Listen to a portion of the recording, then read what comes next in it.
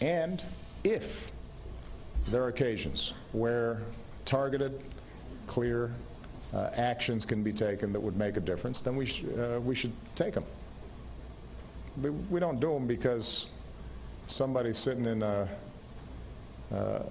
office in Washington or New York think it would look strong. That's not how we make foreign policy. And if you look at the results of what we've done over the last 5 years, it is fair to say that our alliances are stronger, our partnerships are stronger. Okay. Barack Obama, ladies and gentlemen. We welcome back John Yoo, former Deputy Assistant U.S. Attorney General in the Office of Legal Counsel in the Justice Department under George W. Bush, a professor of law at California, Berkeley, or UC Berkeley, I guess. You know, us New Yorkers don't know much about that. And a scholar at the American Enterprise Institute, and the author of, let's put the book up if we can, Point of Attack, Preventative War, International Law, and Global Warfare. All right.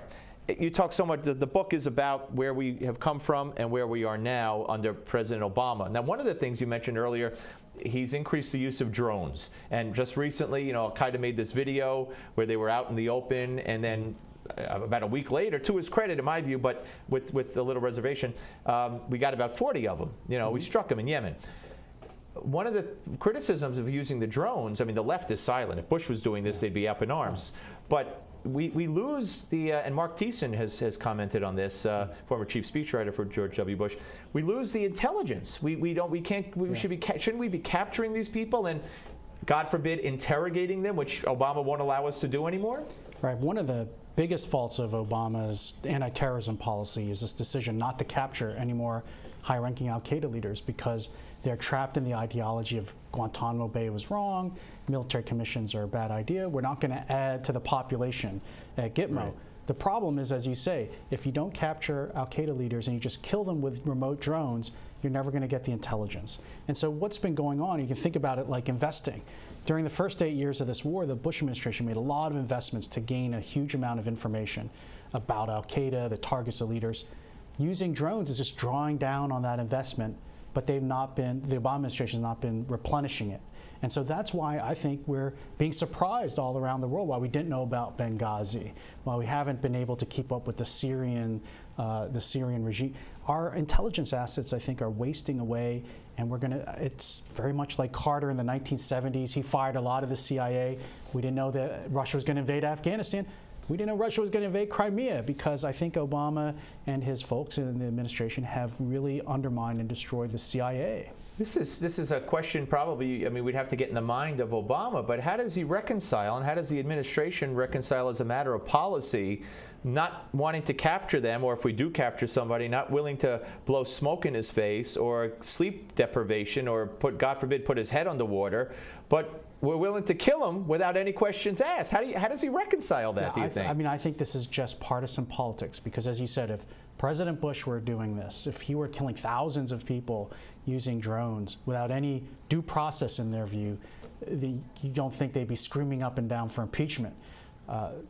Basically, I think the Obama administration is taking away far greater civil liberties, basically life, of these people when, yeah, you mentioned these enhanced interrogation methods, they're only used on 3 people.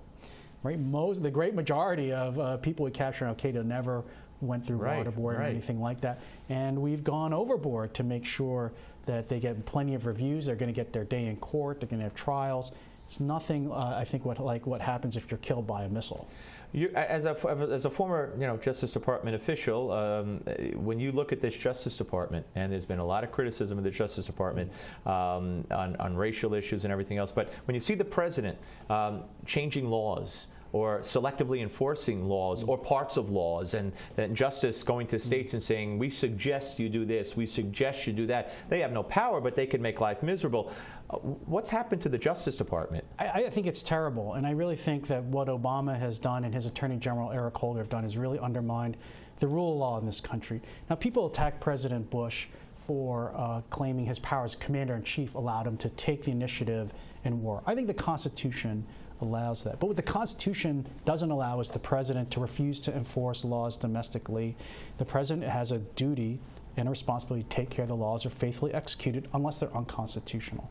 And none of these laws, immigration laws, healthcare laws, welfare reform, welfare, education, none of these are plausibly, no one's claiming they're unconstitutional. He is just doing it because he doesn't like the policy. Now I say, the next Republican president, take notes, because when the next Republican president gets in office, he can change the tax rate. He'll just say, I don't like the capital gains tax rate. Boom. Don't pay it, and I won't throw you in jail. What about this on healthcare? Very quickly, this notion that it's the Treasury Department is in charge because it's a tax, whatever. So he has the right to do this. Any credence to that? No. In fact, there's nothing in the tax law that says the president can waive tax. Think about the parade of horribles that would happen. What if the president just said, no Democrats have to pay income tax? Or no Democrats have to pay health care tax, only Republicans. It's not possible. That's why the framers put in the Constitution that the president has to enforce the laws faithfully. Donald Sterling suspended for life from the NBA, $2.5 million fine, and the commissioner wants the owners to vote him out of the league, force him to sell. We got less than a minute. What do you think of the penalty? I think they all sound appropriate. They could do. I think they've done as most as they can, which is to kick him out of ownership. I mean, he's going to walk away, I assume, with a lot of money, because owning a franchise in the NBA is not a bad thing to do. He's already a billionaire. I mean, this is not. Now, I mean, I think this is something where, in my mind, it is social sanctions, and people need to do things. We shouldn't look to the government to punish him. It's for you and me, the fans, and the players. And it was the NBA did it. John Yoo, a pleasure. And the book again, Thanks folks, Point of Attack. Please get it. Thank you so much for coming up. And I told John that, like when Donald Rumsfeld is sitting here, I just consider him such a part of history and a part that we all live through, and that people like him had such tough decisions to make to keep us safe, and I admire him for it. We're coming back, folks, right here on the Steve Malzberg Show. Don't go away. Thank you.